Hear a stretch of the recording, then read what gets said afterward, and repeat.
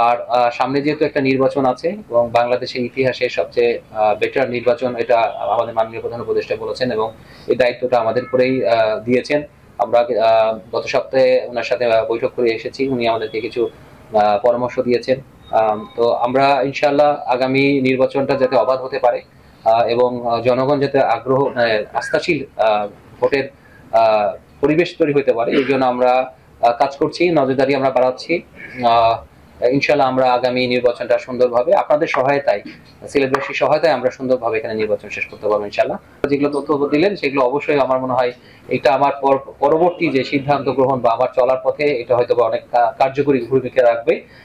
কিছু কিছু বিষয় যেমন এসেছেন যে যেহেতু সিলেট একটা হলো খুবই পবিত্র একটা ভূমি এবং হলো এটা এখানে প্রবাসী অধ্যুষিত এলাকা। তো আমার প্রথমেই যে ইয়েটা থাকবে, আবার প্রায়োরিটিতে থাকবে, সেটা হবে প্রবাসী যারা আছেন তারা যেহেতু বছরের অধিকাংশ সময় দেশের বাইরে থাকেন, একটা সময় বা একটা নির্দিষ্ট সময় তারা দেশে আসেন পরিবারের সাথে সময় ব্যয় করতে, তারা যদি এই সময়টা নিরাপদে থাকতে পারে এই বিষয়টা আমরা অত্যন্ত গুরুত্বের সাথে বিবেচনা করে সিদ্ধান্ত নিব এবং তাদের নিরাপত্তা বিষয়গুলো আমরা সবসময় বিবেচনা রাখবো ইনশাল্লাহ। বিষয়গুলো অনেকগুলো আসছে, যেহেতু আমাদের সিলেট জেলা ভারতের হলো প্রায় 6টা থানা আমাদের সীমান্তবর্তী, মোটামুটি 180 থেকে 190 কিলোমিটার, প্রায় 189 কিলোমিটার আপনার হলো সীমান্ত রয়েছে, বিশাল এরিয়া। এখানে যদি বলা হয় যে এখানে কোনো ধরনের মাদক বা চোরাচালান হয় না, এটা ভুল তথ্য হবে। এটা অবশ্যই হয়, কিন্তু ব্যাপারটা হলো এই ক্ষেত্রে আমাদেরকে কার্যকরী ভূমিকাটা রাখতে হবে এবং সেই ক্ষেত্রে চোরাচালান এবং মাদকটা দমন করতে হবে, কারণ মাদকটা হলো সমাজের আমি মনে করি ধ্বংসের, তরুণ সমাজকে ধ্বংসের অন্যতম একটা হাতিয়ার।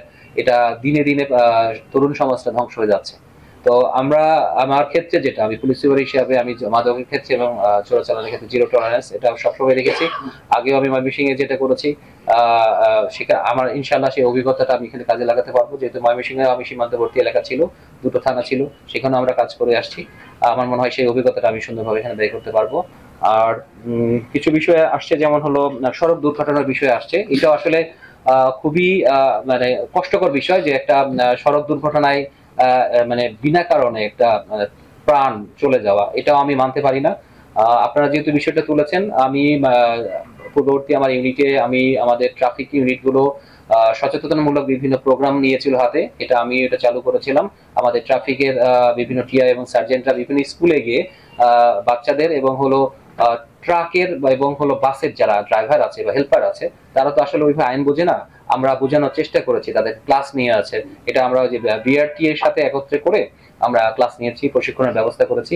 এই কার্যক্রমটা আমি এটা এছাড়া চালু করব, যাতে মানুষকে সচেতন করা যায়। আসলে সড়ক দুর্ঘটনাটা সচেতন ছাড়া আসলে কোনোভাবে কমানো যাবে না, কারণ এখানে স্টেক হোল্ডার আছে 2 ধরনের, একটা হলো যিনি গাড়িটা চালনা করেন এবং যিনি রাস্তাটা পার হন, উভয়কে সচেতন হতে হবে।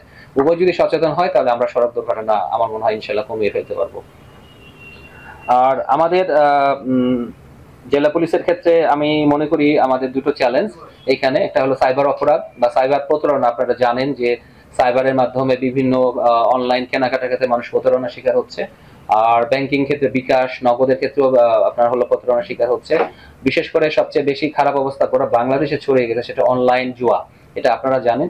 আমরা এই অনলাইন জুয়া নিয়ে আমরা কাজ করতে চাই, অনলাইন জুয়াটাকে আমরা বন্ধ করতে চাই। আর কিশোর গ্যাংয়ের কথা আমার এক সাংবাদিক বন্ধু বলেছেন, কিশোর গ্যাং এটাও বাংলাদেশে ছড়িয়ে গেছে, আমরা কিশোর গ্যাংটাকে আসলে প্রতিরোধ করতে চাই এবং আমরা এইভাবে কিভাবে করতে চাই সেটা আমরা পরিকল্পনা করতেছি।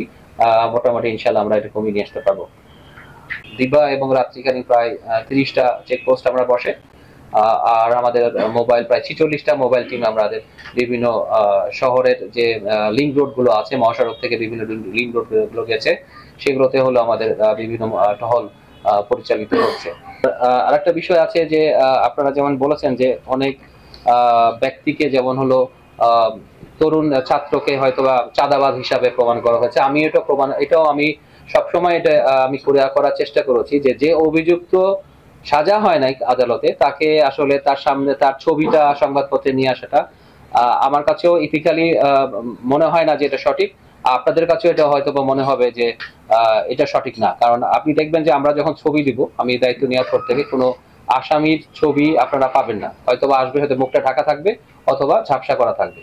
কারণ এটাতে কি হবে, উনি যদি অভিযুক্ত না হন তাহলে তো উনি পরিবারের কাছে আসলে ওনার একটা একটা মান সম্মান থাকতে পারে, পরিবার আছে, আত্মীয় স্বজন আছে। তো আমরা চাই না যে কোনো অভিযুক্ত সাজা পাওয়ার আগে তার ছবিটা আহ, আমাদের মিডিয়াতে আসুক, প্রকাশ হোক। তো এটা আপনারা যেটা বলেছেন, এটার সাথে আমি পূর্ণ সমর্থন আসলে রাখি। এই মোটামুটি আমাদের আপনাদের প্রত্যেকটা বিষয় যেগুলো এসেছে সেগুলো বিষয়গুলো আমরা প্রত্যেকটা আমরা খেয়াল রাখবো, আমরা জেলা পুলিশ সিলেট হিসাবে। আর হলুদ সাংবাদিকতার কথা বিষয় আসছে, এটা ক্ষেত্রে আপনাদের আমাদের একটু সহায়তা লাগবে। আপনারা যদি আমাদেরকে সেই পূর্ণ সাপোর্টটা দেন, আমরা আমার মনে হয় হলুদ সাংবাদিকতাটা আমরা রুখতে পারবো। কারণ এই হলুদ সাংবাদিকতার কারণে আপনারা যারা হলো মেন স্ট্রিমের সাংবাদিক আছেন তাদের পেশাটাকে আসলে প্রশ্নবিদ্ধ হয়ে যাচ্ছে। আমরা চাই না আসলে আপনারা প্রশ্নবিদ্ধ হোক। আর আপনাদের আপনাদের দায়িত্ব পালন কালে নিরাপত্তার দায়িত্ব কিন্তু আমাদের। হ্যাঁ, এটা আমি জেলার পুলিশ সুপার হিসাবে এতটুকু বলতে পারি যে আপনাদের দায়িত্ব পালন করে কোনো ধরনের যদি নিরাপত্তাহীনতা ভোগেন, আমি আছি আপনাদের সাথে।